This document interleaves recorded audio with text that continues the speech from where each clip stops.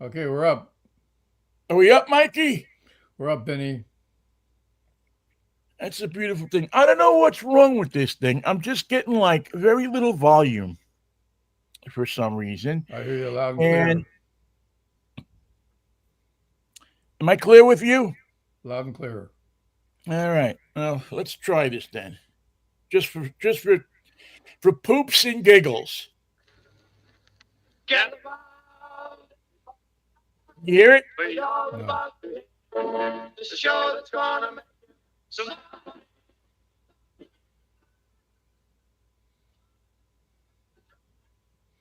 I don't know why it cuts out, but it does.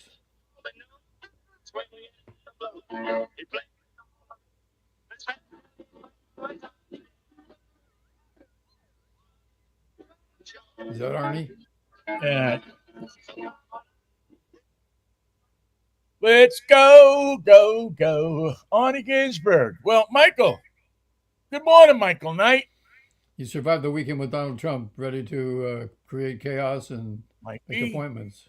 Yes. Mikey. Hello. Mikey, why were you bringing Mike? Why are you bringing the asshole's name into it? Because I have a solution, and it happens today on the front page of the Daily Mail. Oh, Mikey, this is going to be the death of me. UFO swarms filmed buzzing Area 51 and other U.S. military sites for months after the famous mothership case. Now, I don't know about the mothership case, but apparently there was a mothership in June 2020 that was headed toward the Nellis Air Force Base on the near the grounds of Area 51. And ever since that day, flashing red, green, and white lights have been invading the restricted airspace over Langley, Eustis, Virginia's Joint Base, over Nellis Air Force Base near Area 51, and other American sites. They're coming to take care of Donald Trump. They're going to take him. They're going to wait till the cabinet's formed and get RFK in a day when he's chasing bears in Central Park and take them all to an undisclosed site, many, many, many light years away, and we'll be done with them. Yeah, I don't know if I'm buying that, Michael. Oh yeah, count on it. I just don't know that I have the gumption in me to buy that. There's no choice whatsoever. My gumption right now is to, and I had a lot of thinking about this over the weekend. My gumption is to just let it let it all roll out for a couple of weeks, and there's nothing that's going to happen right now. He can't do anything until January 20th, and so you're going to have to hope that that the Democrats and Biden and so on and so forth are going to have the balls to do what many haven't, What would that and that be? is to affect try to affect legislation that will um, get whatever agenda they can get in the next couple of months. They literally have 2 months, and if Biden doesn't want to do it, then resign and and you should be able to get at least some of the things done by executive order to I don't know to accomplish some of the things that you wanted to do, right? How about some checks and balances? There's not going to be any. You still have a Republican, a Democratic Senate. No. You have a Democratic Senate this afternoon. Yes. Still have a Democratic Senate until the first of the year. You have a House of Representatives. that nobody knows what that's going to look like. Nobody does. But in its present constitution, it can. And it's interesting because you have a House leader that is probably going out. So, and again, I really don't want to get into this that much, but I'm just the thoughts in my mind are, if you really think that there's so much stuff that you wanted to do, then grow a pair of balls and do it. Do what you can. Do whatever you can sneak through. Do whatever you can make happen that's for the good of the stuff that you wanted to do. And go from there. And then walk out on January 20th waving with your middle finger. You'll feel better in the morning. You'll feel better. He could turn it all over the next day. But you'll say, this is what I tried to do. Again, I don't think that's going to happen. I just don't think that's, I don't think that's Biden's MO. Now, if Harris was president, that might be a good way to go. You might have Diary of a Mad Black Woman going on. Sure, and if you've ever been in front of a mad black woman, it's never a good thing. It's not a good place to be. All the ones I've ever experienced that have been mad have never been a good place to be. You can see from miles away, this is not going to turn out right. Well, I just hope that I'm not even worried about it, Michael, turning out right. I'm worried about it turning out that it does no serious harm to our country. Well, dodging the bullet's not going to be easy on that one, Vinnie. Sorry. Yeah. Oh no, I know. So I think, Michael, that what we've got going for us is the chaos factor. Donnie from Queens can't get organized. He just can't have a meeting and organize it. He just can't. He won't, and he's already shown that with his choices and the way he's making his choices for his cabinet. Well, I read the choices. I didn't read enough about them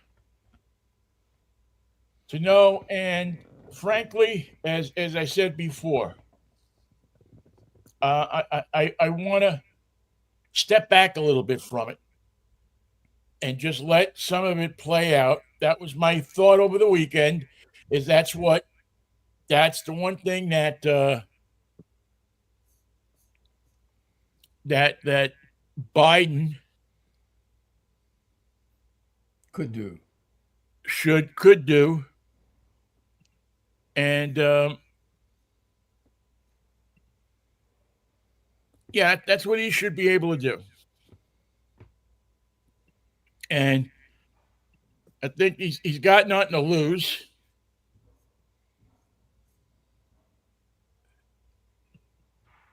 Woo-woo. So go ahead and do it. Go ahead and knock him out.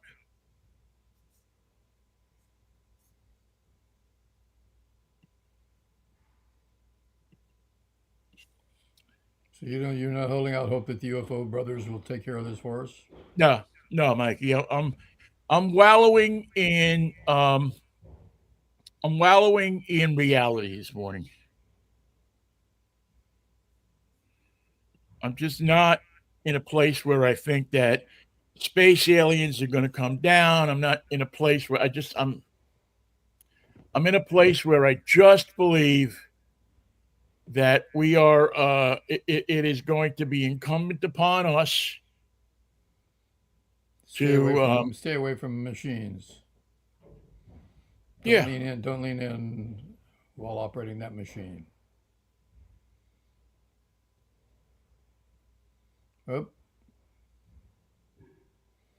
he froze right before my eyes. I'm going to give him a minute.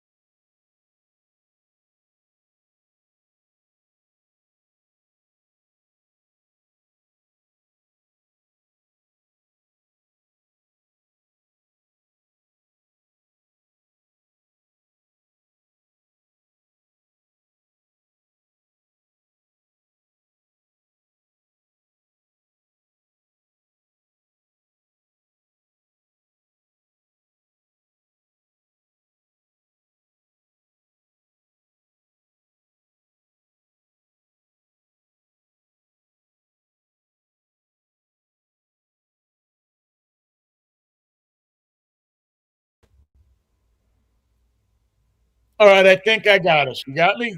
I got you. All right. Let me add Instagram back in.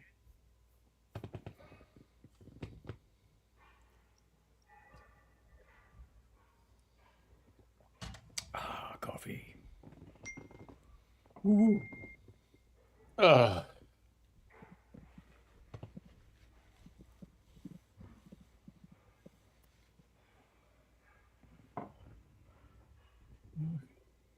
next. All right. Give me stream key. Copied.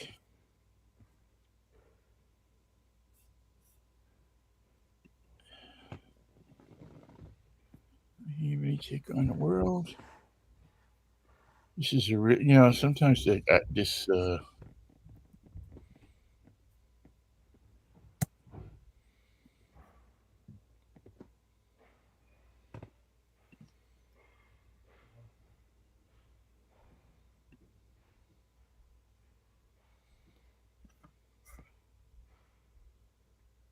All right.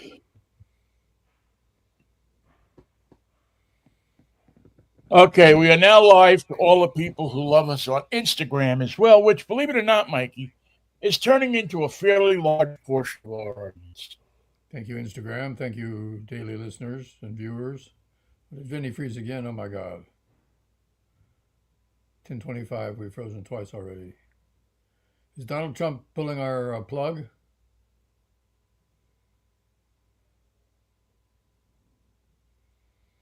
Well, here I go.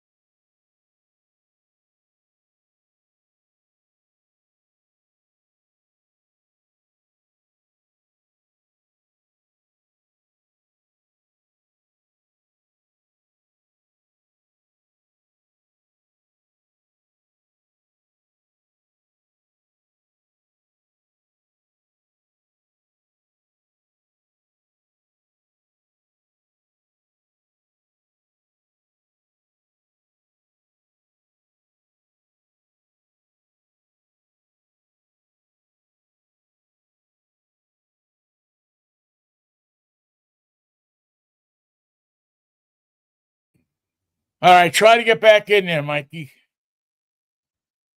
All right, we got you. We got you. Again. All I'm right, here. let's try it again. I can't tell you 14th. the places I've been. I went down the Sorry internet for the drain. inconvenience, but we'll get you where you're going. We'll get you some laughs here in just a second. I went down We the will internet try. drain. We will You don't try. want to go in Yeah, I there. don't know what's going on.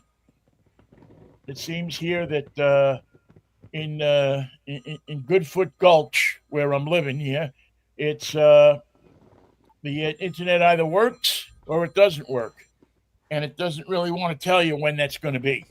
Those are your choices, however. It could work or it couldn't work. There's no Well, middle sometimes ground. you have. It's kind of working. Anyway, thank you to those of you on internet who are watching and who've joined us. Please call your internet buddies and tell them we're on. Tell them the tubes Also, are clogged. yes, our tubes are clogged. We're trying to get them freed out, and the people that the people we know that unclog the tubes are not available at the moment. We call them. We call them 2 or 3 times. There's nothing going on a Monday morning. Well, they're just busy. They're booked. The tube decloggers are busy or else asleep. There's a lot of people who have to get their tubes unclogged and their buttocks rotated after last week. All right, let's talk about this real quickly before we jump into some other stuff. Happy Veterans Day to all of the people who have served this country honorably, and to Does so this many include people in my family who have served, so many of my friends who have served. Does this include the suckers? What? Does this include the suckers? Well, who are the suckers, I guess? Us. We're the suckers. Yeah, I mean, I kind of gotten, you know, I kind of gotten past the the whole thing of suckers in the military. Now I think there's some goofballs in the military. Believe you me, I've met some, but um, Today I met a goofball by Vinnie Ricciucci. as far as as being a sucker, no, because I think that, well, again, it's a bigger question and one that's not going to get answered. Whether people are suckers, but I'm not going to say they're suckers for going and serving their country. Whether it's right or wrong, whether the action that they did was right or wrong, I'm not going to call them suckers because I'm not going to stoop to the level of our president or incoming president. That's not me. President I've always, elect reflect. yeah, I mean, I've always been taught respect for the uniform, respect for people that wear it. And what was your favorite uniform? My favorite uniform, undoubtedly, absolutely undoubtedly, was my father's dress whites. U.S. Navy. My father had dress whites. They still fit into fairly on in his life. He was a big guy, and he was a guy that joined up the service when he was 15 years old. But there was a war going on. Like there is so often. Yeah, that's one thing that we always seem to have going on is a war. Um, I don't think the people that went to Vietnam were suckers or Korea because their country said you got to go. I never believed they went for the right purpose Or did the right thing when they got there. and several of them did not do the right thing when they got there. Several of them got a little crazy. But I just I have respect for them. They do something that I wouldn't have the balls to do, to be honest with you. To be very honest with you, if you dropped me in a war zone, I would be pissing in my pants and crying like a baby. Well, we're still undertrained. With the proper training, you know what to do. I don't think so, Michael. I'm not that way. I'm not built that way. I thought about it. I tried to get into the Navy. I tried to get into the Navy when I was a kid. They wouldn't let me in. They knew. They knew. As a One kid, look, huh? Just one look. That's all it took. Go keep the women warm. They knew that I was not that material. My brother, my friends, They took them tons all. of people, my cousins, all wound up going in. Some of them getting injured in Vietnam. Some of them getting injured in a pineapple field in Hawaii. But I'm sure there's a good story there, but for another there's a great time. story there. So I served the military in a very different way You played in Sergeant the Barry Sadler 70s. once an hour. Fighting soldiers from the sky.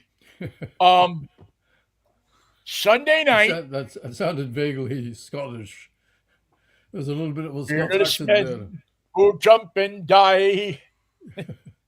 Um, no, my thing was the way I served my veterans, the way I served my country. You get a kick out of this probably. Is that every Sunday night we had 4, 5, 6 guys that were serving, and a few women, but almost all of them were Marines. So many a Sunday night around 8 o'clock, we'd be sitting in like Bud's bar, or we'd be sitting at Jill and Kathy Heaney's house, In Queens, or New we'd be York. sitting at the Hobnob or The the Gay Hobnob. Dome. Where are these places? Queens? all in Jackson Heights. Okay. And it'd always be one, usually two, Marines, usually, who decided that they weren't going back. Not going back. Not going back. And so, usually around 8, 9 o'clock on Sunday night, we would grab somebody who wasn't going back And take them back. stuff them in the back seat of the car. I had an old Plymouth. I had a 67 Plymouth Fury 4-door. And it had no back window. And was it aptly named? Did it have Fury in it? And we would slide the one or two people who we knew if they didn't show up by roll call, Be your fault. we're going to be in big trouble. And we get on, we drive down to Quantico, Virginia, where a few of them were stationed. And I believe at that time, even if you weren't stationed at Quantico, as long as you reported to Quantico, they would get you back to Parris Island. Somehow they get you. I forget exactly how it worked, but They had a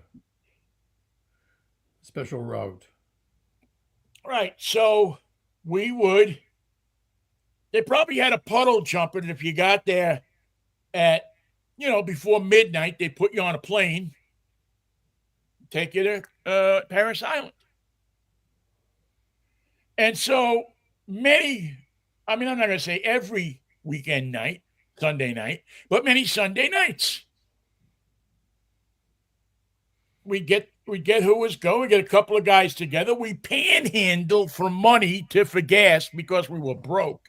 And we run the toll gates. Virginia's not right around the corner. Yeah, we didn't have any money. But the idea is that we weren't going to let our brothers go to jail. Federal And prison. especially if you're somebody who had one or two on his record, you weren't getting off so easy. There was a war on, whether it was a declared war or an undeclared war, there was still a war on. There's always a place for a Marine, declared or undeclared. And God, I think I took my brother back 10 times. God, one time I remember, this is so freaking funny. He was stationed in Hawaii. He goes AWOL from Hawaii and comes back. He's guarding the, I forget the name of the place out there where they have the pineapple fields and they're right next to where they test the armament. I forget the name of the facility. So they have him standing out in the facility with a gun guarding it against the Hawaiians, I guess. Maybe they think the Hawaiians are going to try to take the fucking thing over. So he don't want to go back. So we stuff him in the car and we take him to LaGuardia Airport. No. We take him to Floyd Bennett Field. And we get him on a transport. They'll take him to the West Coast to get him back to Hawaii. So it'll be a day AWOL or something like that. And, they so this is a weekend. He's back to see his girlfriend. It's a long trip to see your girlfriend. 3 or 4 days later, I'm walking up 82nd Street. There he is. He's walking this way. Vinnie, what are you doing? What's up? He didn't want to go back. How did And we that was resolve kind it? of that kind of closed out his. I think that was really toward the end of his tenure as a Marine. He had it. They said we can do better than this. They just let him go. Yeah. I think he got an honorable, or he might have got a general under honorable circumstances, but he didn't get a dishonorable.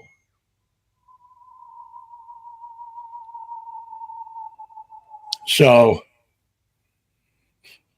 So we got him. We got him back though. Now, I when you put don't him on think the he was. transport, he went to the West Coast and then came back, or he never went to the West Coast? Oh, he went all the way to Hawaii and came back. He went That's a all the long way to hop. Hawaii. I think that's how he wound up not getting the dishonorable. Is that he went all the way to Hawaii, reported in, I'm quitting.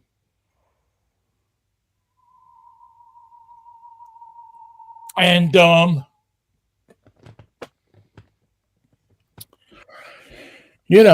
was it. And we had we had a bunch of other guys too that I don't think any of the women that had joined. We had a few women that joined. We had my friend Lily. She joined. My friend Linda, who often checks in. Linda Lou. She went into the Navy. Lily, God rest her soul, went into the Women Marines. Boy, I'm trying to think if there was. Hey, Linda, if you're listening, Linda, jump on and let me know who I'm missing, because I'm missing a couple of. I'm sure I'm missing a couple of people. We had a Did they join out of crew. high I mean, school? Russ, don't forget, Michael, the year that we were all turning 17 and 18 was the last year of the draft. Oh, those were great times. Not the draft, but the lottery. Same thing. As a matter of fact, I think I did this yesterday, and I'm hoping that I still have it on here. Your lottery number? I looked up my lottery numbers, and I think my first lottery number was 8. Oh, And I think my second lottery number was like 12. just wasn't your week. So in those days, if you got that for a lottery number, Adios. went down to the recruiting station. Sayonara. Because if you got put in, if they drafted you, you're either going to the Army or the Marines. If you got the lottery, if you enlisted before you got your draft notice, and at number 8, you're going to get your draft notice. There's no way, except for the final year. Remember in 73, they picked the numbers for 74, but they never sent out the draft notices. Nixon put a hold on it. Oh, you remember He that said, better we're than going to I get us do. out of this thing. We're going to obliterate Cambodia, and then nobody will have to go over there. There won't be any place to go anyway. There won't be any landing strips. So, and I think that year I drew a high number. I think I was like number 149, which wasn't high, but it was high enough that you knew you weren't going the first week. And it was funny because Freddie, my brother, drew similar. We both drew similar numbers each time. Remember the little blue pellets? No. They used to have them in a jar with little blue. They were in little blue pellets, and I forget if it was McNamara or who it was. Maybe it was the head of selective service. Used to reach into those. They did it on TV. They'd reach in, and they'd pull, and they'd tell you. Should have gotten a game host to do that, like Nick Mars. Hello, welcome. Oh yeah. Oh, yeah. That would have been a couple of. Bud Collier would have been great at that. Yeah. He had a gift for it. Gary Moore. Oh, yeah. Top of the line. And who was And the guy that And did the Kerwood Derby. Durwood? Yes. Gary Moore and Durwood Kirby would have been I have great. discovered the Kerwood Derby.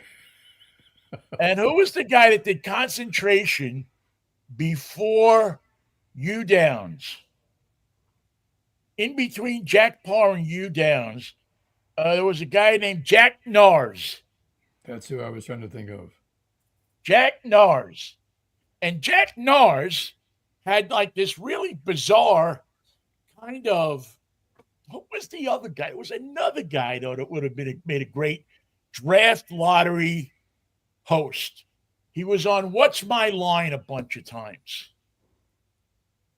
And he was like a happy guy. He wasn't Ed Wynn. He wasn't that kind of guy.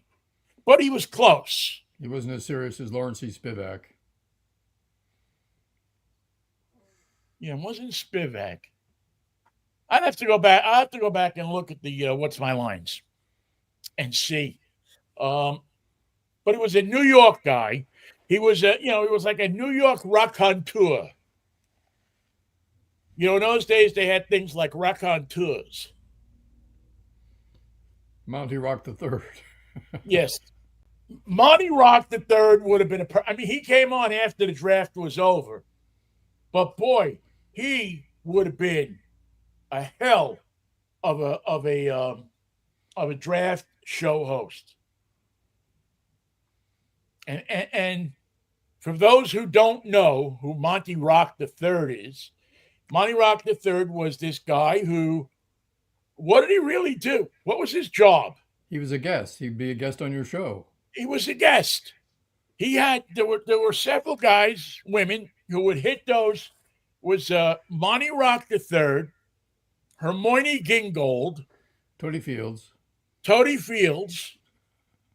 Oh, Toady had a stand-up act and everything. I don't know if, Hermione, I guess, was a singer. I had no idea what Monty was like a doorman at a disco. He wasn't a dancer. He didn't have any moves. He didn't have an act. He didn't have. Well, he had something. They got some into him. Mrs. Miller. Boy. Remember Mrs. Miller? I'm afraid I do. And what's the other one that Merv Griffin always had on? Oh, she was a comedian. Mom's Mabley. Oh, yeah.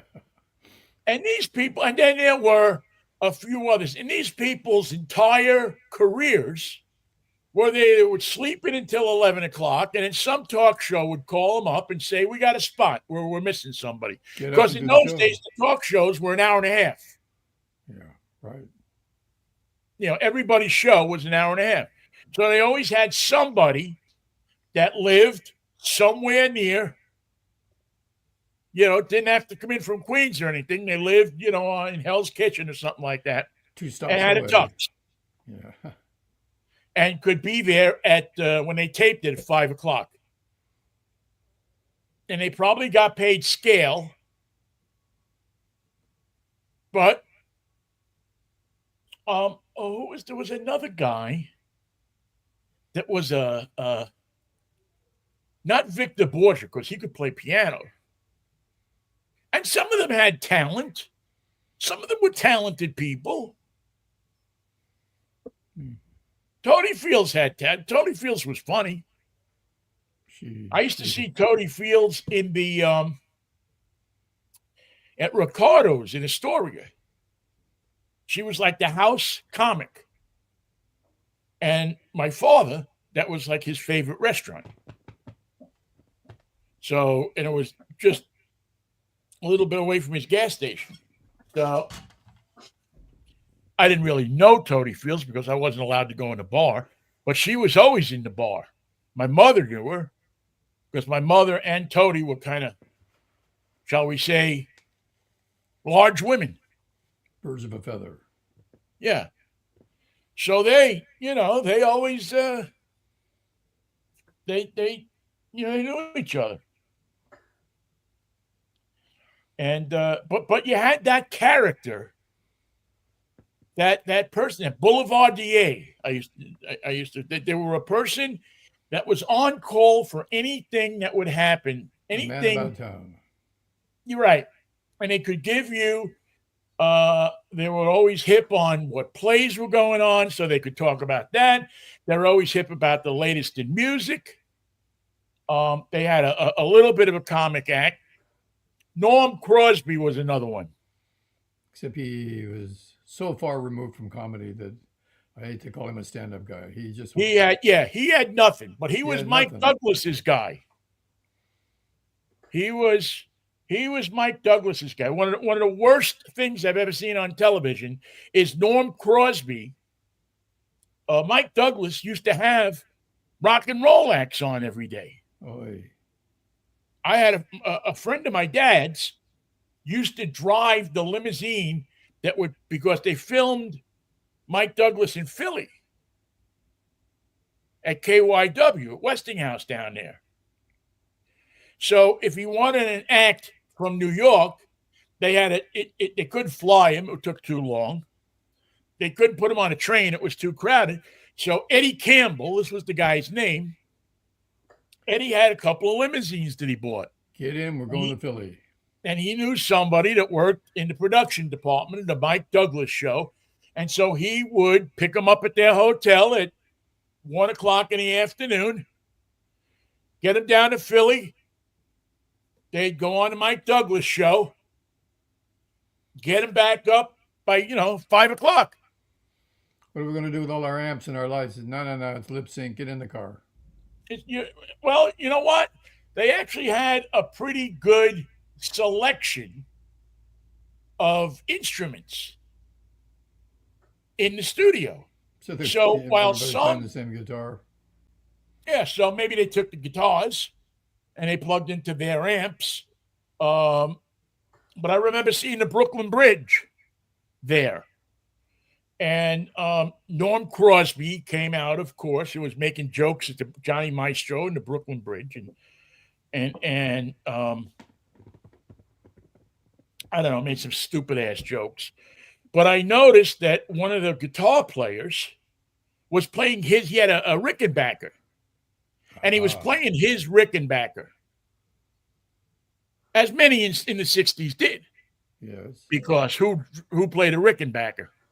George Harrison and Roger McGuinn. And so they probably couldn't keep him in stock at Manny's Music City or Sam Ash. Made in Santa Ana, California, by the way. Yep. Couldn't keep him in. And anyway, so how did we even get here? Oh, your friend's limo brought us to Philly. We've been stuck here ever since. So anyway, so that was my service to my country. Getting troops back to their... Making sure that my friends got back to the places that they were supposed to go when they were supposed to get there on Sunday night. Everybody had to be back on Sunday. Well, they had to be back by, I guess, Reveille, 5 o'clock on Monday morning. I don't know how many times I took my cousin Walter. My cousin Walter got one of the best jobs in the world. He joined the Navy, and Walter goes to the Great Lakes to boot camp in the middle of winter, freezing cold. They put him on a patrol boat in Vietnam. He's there about 2 months, and he gets shot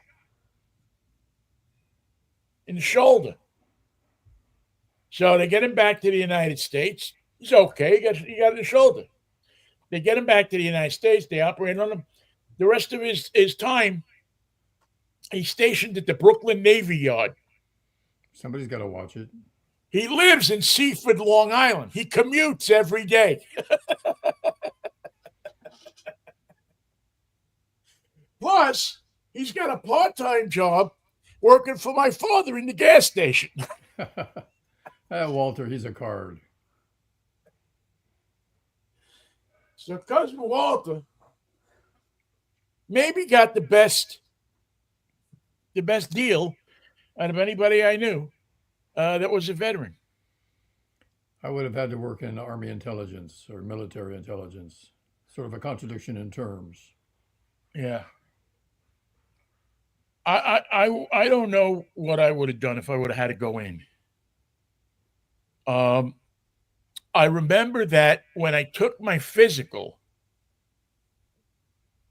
and they asked me what I wanted to do, I told them I wanted to be in television and radio.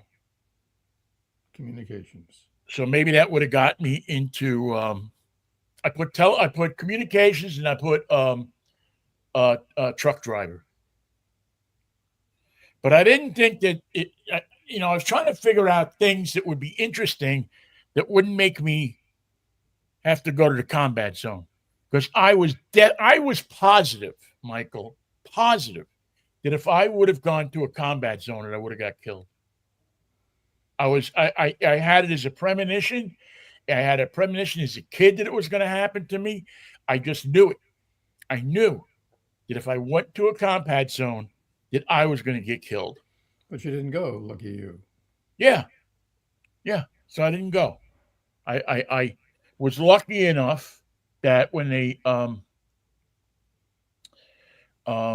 did my physical, and this is how God sometimes takes care of people, I had my ankle, and it wouldn't take me. Permanent 4F. I was a 4F too. I went one wide at 4F. Wow, how'd you manage that? It's just paperwork. I didn't do anything. And I argued with him. So I'm going, and you're not standing in my way. Let me in. Wee you. Woo. Oh, wee you. So they wouldn't take me in the Navy because I was trying to go to the Navy because, I figured, well, at the Navy, at least they'll put me on a ship. I won't be in the middle of. I got to run 20 miles. Yeah, I don't have to run. I just, I can drive a Jeep. I could be Captain Binghamton. I could be Quentin McHale. I could be Tim Conway as Ensign Parker. I could be Mr. Roberts. There's a million things I could be in the Navy. Be Sergeant Bilko.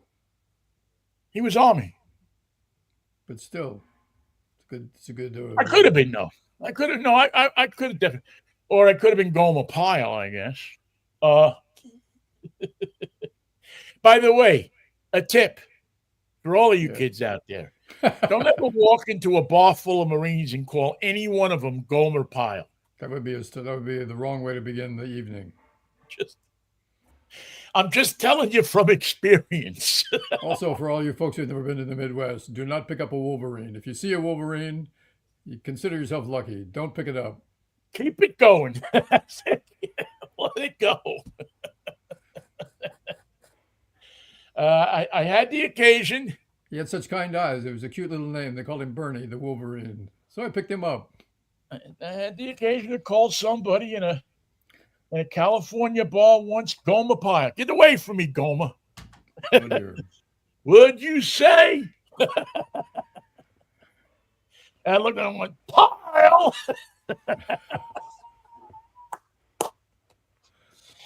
All of a sudden, me and 4 guys that I'm there with are fighting an entire bar. Was this Oceanside, California? No, it was Santa Monica. Downtown Santa Monica. Boy, I got to go up to Oceanside at some point. Anyway, but to the people who sacrificed and gave and defended this country, and gave of their time and of their lives and of whatever else they gave, lives are for Memorial Day. I mean, it's a much more reverent holiday, Memorial Day. But Veterans Day is thank you. Thanks for doing that. What did you do in the war, Daddy? Yeah. Yeah, today is what did you do in the war, Daddy? You've lived to tell about it. You weren't sent home in a bag or a metal box. Not all the bags were full sized. Yeah, you walked off the plane. Sometimes not complete, but you walked off the plane. So I salute your service. I thank you for taking care of our country and keeping us out of harm's way. And I feel sorry for the ones who are going to look at what's going to happen over the next 4 years and think that they pissed 2 or 3 or 4 years of their lives away for nothing. His full comment will be oofta. That's what I feel about what possibly could happen. All right. Answer me a question. Okay? Answer me these questions 3. Answer me this one question. I'll just give you one. What? What in the good name of God were the freaking Seahawks thinking when they decided that they didn't need Russell Wilson anymore? What shithead in that front office looked at Russell Wilson and said, He's done. "You can't play anymore"? No, you don't look like you can do anything anymore. He's done. Well, for 2 years in Denver, their decision looked wise. Wrong coach. Wrong coach, wrong team. Wrong coach, wrong team. That's what happens when you trade. When you trade, and what you probably should trade for, not to help your player out that you want to trade, but to help yourself out. Yeah. And by the way, did they? Did the Seahawks help themselves out with that trade? I don't think so.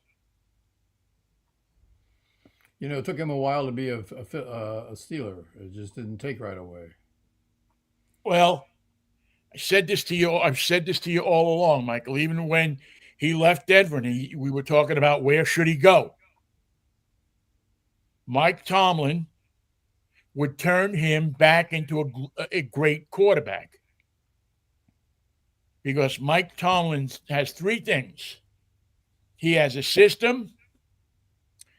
He has an affinity and talks the language of black quarterbacks. Not just color-wise, but lifestyle-wise. He takes guys, he's a devout Christian, and he takes guys, and it's white quarterbacks too. I shouldn't say just black quarterbacks because that's not exactly true. But he takes guys and he shows them he has an ability to get them to buy into a system, a way of living that says, I will show you success. If you think you have nothing left in your lemon, I will squeeze some more out of it for you. For you, I'm squeezing. And he's done it with a number of quarterbacks. He took a guy, you probably never heard of this guy's name, Charlie Batch. Charlie Batch played for the Detroit Lions for years. Scrub quarterback at best. So the Steelers pick him up, and he gets in there with Tomlin. And Mike Tomlin turns this guy into a Super Bowl quality quarterback. When Ben Roethlisberger gets suspended, remember back in, I don't know, when I first got there, what was it, 2012, I think it was, or 2011. When Roethlisberger gets suspended, Charlie Batch walks in, and there were people saying, keep Batch, get rid of Roethlisberger. Of course. Because he had not only the arm and the presence. He had the right attitude. But he had the right attitude. Luckily, when Roethlisberger came back, Mike Tomlin was able to get Roethlisberger to buy into that system. And he's a master statistician, a master tactician. He might be a really good statistician too. I don't know, but I haven't sat next to him and asked. Tomlin wouldn't shut up. He was adding and subtracting, and we couldn't get him to shut up. He's on the sidelines. He's looking. He's going here. He's going there. He's keeping the statistics of every play. He's just ready to go. He's got. Oh lordy, oh lordy, Um, lordy, Lou. Here comes your so brother down 82nd Street, Vin. I'm taking Freddie back to. I'm going back to Quantico. I'll be back on Monday morning. Oh my God. 95 miles an hour in a car that had 4 ball tires to get down to Quantico. And no rear window. No rear window in his car. But yeah, there's a windscreen, so that's all you really needed. We had a windshield, but no rear window. Had the thing wide open, man. But the heater, the 62, 63, and 64 Chrysler products had, bar none, the best heaters that were ever installed in any automotive product in the world. They would warm a house. Then in 66, they said, what the hell? What are we doing with these heaters? 66, they said, hey, you know what? Let's see what we can do with the Simca.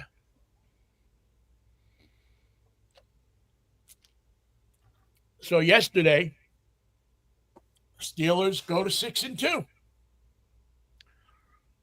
And how do they do it? By juking the Commanders at the end of the game. And they juked them up. By making them see what wasn't there. And Wilson has done it on a consistent basis. Meanwhile, we sit here. People are afraid to go to Seahawk games. They're selling their tickets. They don't want to sit out in the rain. Can't they close the dome? What? Can't they close the dome? There's no dome on that stadium. It's an open-air stadium. And the rain's keeping the people from going to the games? No, the bad play. No, they'll go to the games. That and the fact that we have the old problem up here of people selling their tickets to the opposing team that's coming in. Gotta make a buck. Yeah, but when you walk into the Buffalo game, there were corners of that stadium that looked more like Rich Stadium. I don't know what they call it now, but the Buffalo Stadium than Lumen Field. Is it Bloomin' or I thought it was Lumen? No, Lumen. Did I say something? Call it Bloomin'. Well, like I said, I don't know who it was that decided to trade Russell Wilson, and you probably could make a pretty good case. But it really breaks my heart because I did not want to see that guy go. Because I knew that he had more time, more oomph in him. And he proved it again this weekend. And so the 6-2 Steelers, after getting off to a terrible start, are now in the conversation for the Super Bowl and for the AFC Championship. They'll play Baltimore next week. It's going to be a hell of a game. It's always a hell of a game when you play ball. When the Steelers and the Baltimore and the Ravens get together. Where are they playing? Baltimore or Pittsburgh? You know, I have to take a look. I think they are home. Let me pop up the schedule here real quick. You see Deebo Samuel push the long snapper and the kicker after he missed 3. Pretty crazy, huh? I didn't see that. What happened? On the sideline after. He didn't push him on the field. No. Does it ever count when you push him on the field? Doesn't help his concentration if he's still kicking.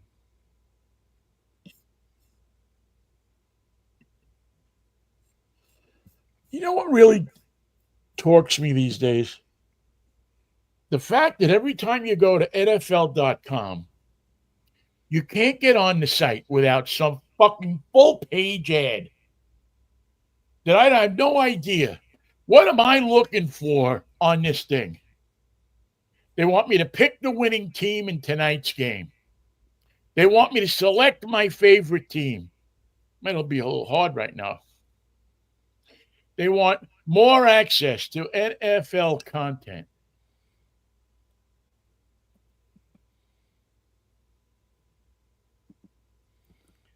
They want you to wade through that before you find out what you were really on that site for.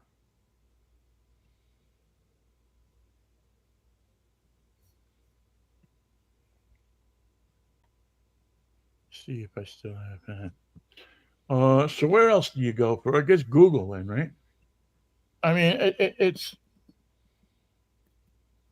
I mean, if you go to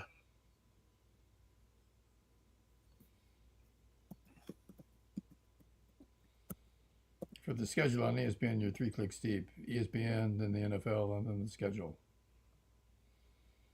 okay, what do we got here next week? Uh, week 11. Final yesterday. Oh yeah. By the way, I fell asleep during that game, but the Lions, another team that's looking Hell of a finish. 26-23.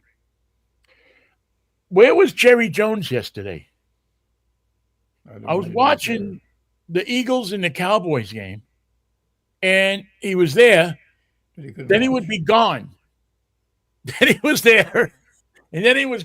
I mean, he looked like he actually got disgusted and was in the bathroom throwing up.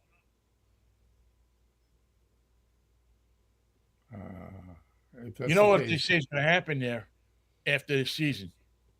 You know what's coming. Jerry has to go. No, Jerry's not going. Mike McCarthy is going, and you know who's coming in? Apparently, it's Deion Sanders. Yeah. Deion Sanders will be running that team next year. Yeah, but Jerry doesn't let anybody run his team. Well, that's it. And that's probably part of the problem with McCarthy is that McCarthy is a pretty individualist type of guy. Okay, let's see. Week 11, we got Thursday night, the Commanders and the Eagles. I'm sorry, I don't like the name Commanders. No. Do you? They're playing well. Yeah. Sunday, you got the Raiders at the Dolphins. Bill's going to love that. Browns at the Saints. Colts at the Jets. You got a chance. Or as we like to call it, 1969. Vikes at the Titans. Packers at the Bears. That's always a good one. No matter what's going on with both teams. We stink. Let's play football. Yeah. The show there is not particularly. The show there is not in the stadium. The show there is not on the field. The show there is in the stadium. Oh yeah. You could walk around Soldier Field, not even watch the game, and still have a great time. Be thoroughly entertained and distracted. Yeah. Jags and the Lions. I want to see the Lions win. I'm turning into a Lions fan. Patriots hosting the Rams. Oh yes, the Seahawks are just nary up the road from you, playing your San Francisco 49ers. In Santa Clara. In Santa Clara. And I would say that I'm not going to say that the Seahawks don't have a chance. But it's slim and it's getting slimmer. But it doesn't look good. Especially with Christian McCaffrey back, right? Christian McCaffrey back. We got our kicker back. We got Deebo Samuel controlling things on the sideline. Yeah, I would say that's not going to be pretty. I get the Falcons and the Broncos, the Chiefs and the Bills, the Texans and the Cowboys. That's the battle. That's the battle for the Lone Star State. Yep. And the Bengals visit the Chargers in Southern California. Texans and the Cowboys on Monday night. And the evening contest on Sunday is the Bengals and the Chargers. So, I don't know. And then the Steelers the next week at the Browns. And that's close, isn't it? That's like a 2-hour commute. Oh, yeah. Not even. Steelers and the Bengals the week after that in Cincinnati. Browns go to the Steelers the next week. And I think there might be a bye in here somewhere for the Steelers. Did the Steelers get the bye or did the Stillers get the bye? Steelers. Then the Steelers on December 15th will play the Eagles in Philadelphia. Oh, dear. That could be interesting. And Steelers and the Ravens, December 21st.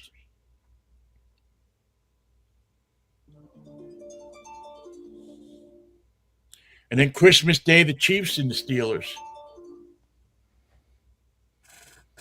I have to say that, to me, that looks like a pretty decent schedule for the Steelers. Let's see.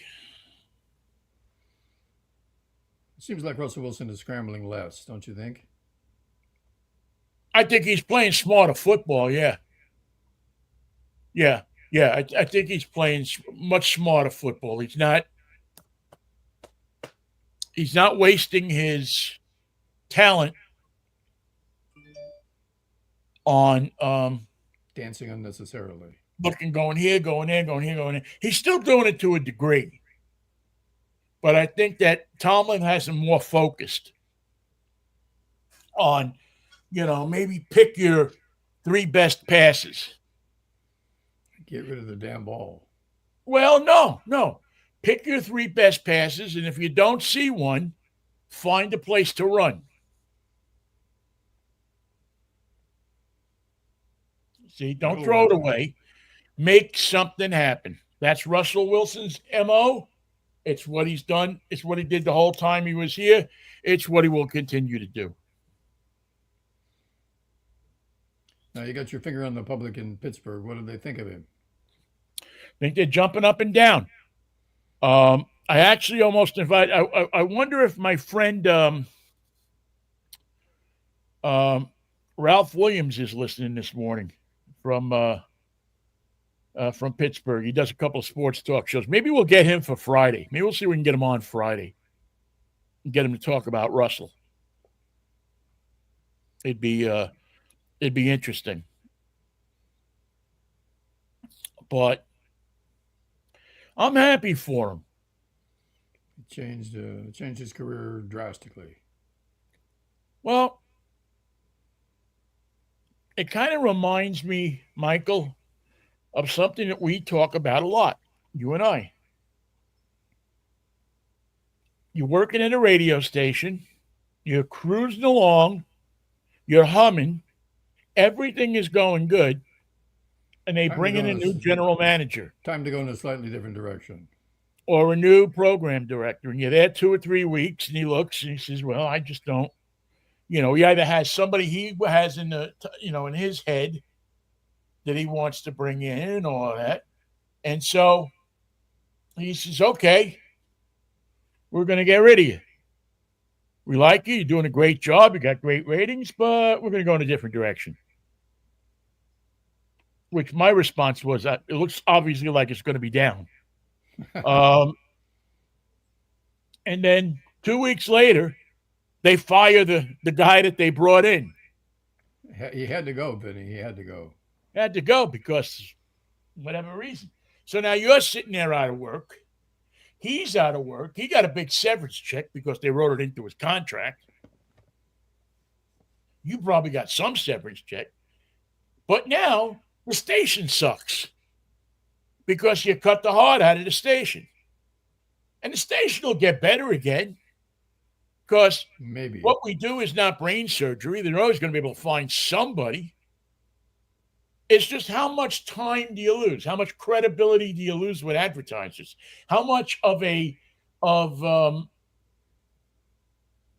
what do you have to put your self and your company through when you were cruising along smoothly to begin with?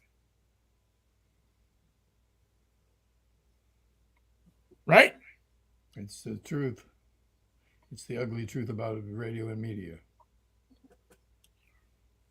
You could have kept Russell Wilson here. You could have figured out a way to do it.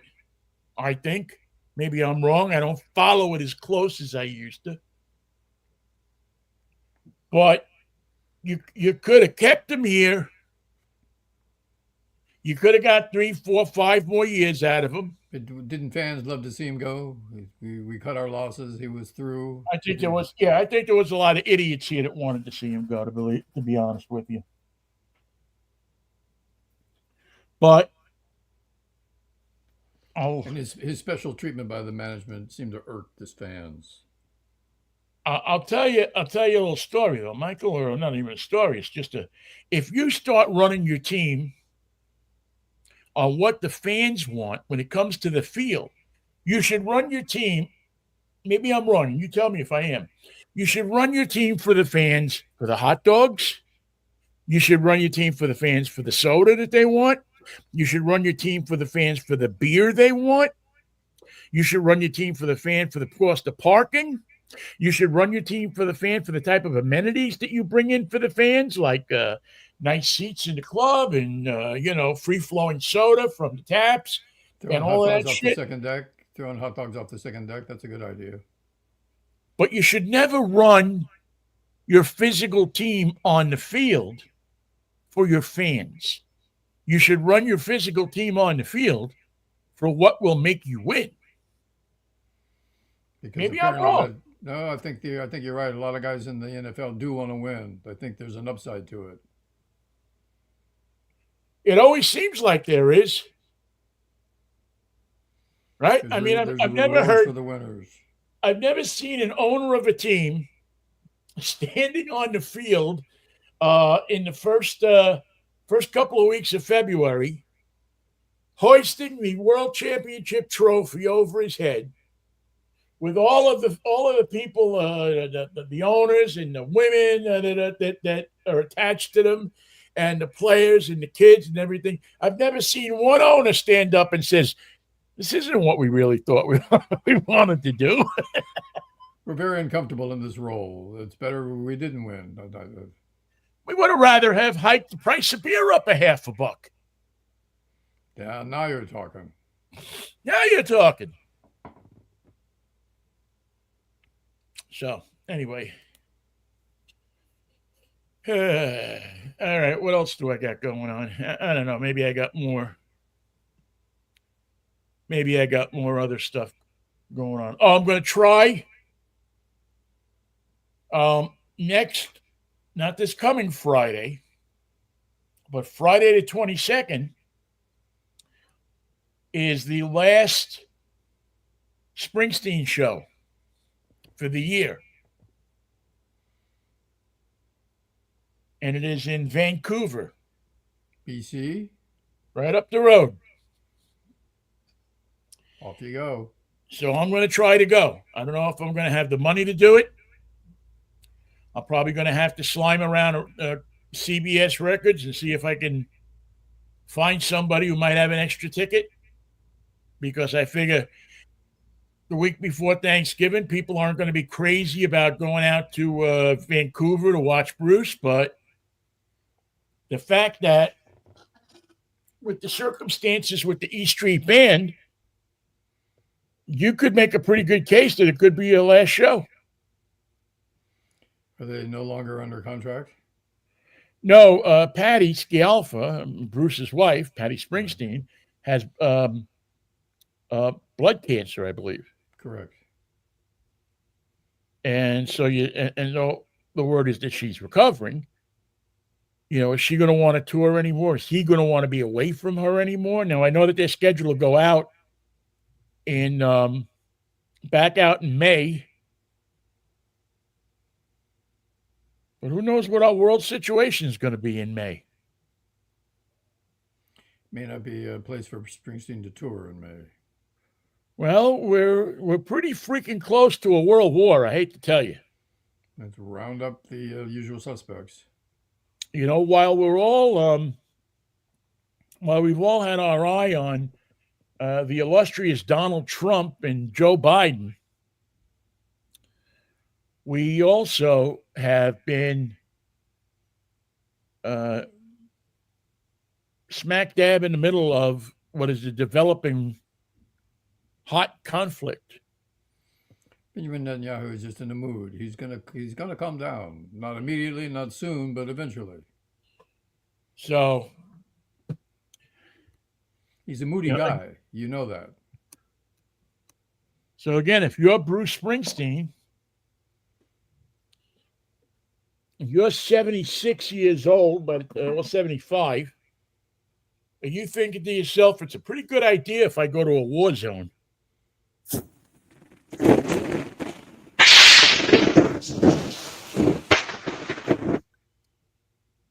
Right across the, what is that? The Mediterranean. Thank you. The Mediterranean Sea from a war zone. Is that where you want to be spending a night or two? If it was Roma, yeah, sure. What the hell? 3 nights in Rome, couldn't go wrong. Pasta, and then on the third night we're gonna have pasta. Yeah, I would like to go to see. If I felt a lot better about it, I would wait until next May and go to Marseille because my brother is buried there. And I don't know how many times I'm going to get over there. And it would be a nice, nice combo trip. But I don't think I want to wait. So if anybody has a spare ticket, get in touch with me. New York to Paris to Marseille. No. Edmonds to Vancouver.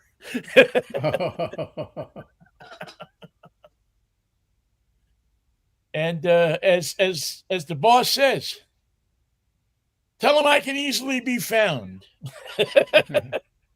I ain't hard to find, says Deion Sanders. I ain't hard to find. You can find me. I'm a big guy, Michael. You can't miss me. You could be in space and see me. Like the Great Wall of China. Exactly. Matter of fact, when I stand next to the Great Wall, it says P. Just not on the wall. They seem to not like that. They take exception. They take umbrage. All right, Pally. What do we got for Wednesday? Anything interesting yet? I'm going to call it a wacky Wednesday for the first time ever. This is world-breaking news. This Wednesday will be wacky. Yeah, maybe we'll... have they caught all the monkeys yet? Have you been following that story? You never catch all the monkeys. It's just the way it is with monkeys. You may catch some. You may catch the one you're after, but you're not going to catch them all.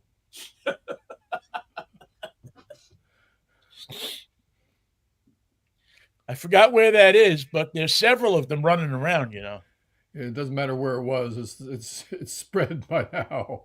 Many of them are driving buses. And nobody notices the difference. The bus stops, the bus doesn't stop. It doesn't seem to bother anybody. I'm just saying, if you're on the bus and there's a guy with a white fur coat driving it, check him out. See if he's a monkey. You might want to try exiting that rear door. Hey, we're the monkeys. Yeah, we know. Get out of here. Yeah, we know. All right, Mikey. I'll catch up with you Wednesday if the Lord's willing the creek don't rise. No creek's going to rise. You don't live where I live. I'll talk to you later, pal. All right. Peace, love, and... Peace, love, and Manischewitz. What a wine. See you then. Thank you all for listening to, and to all the veterans out there. Have a very happy Veterans Day. Thank you for everything you do.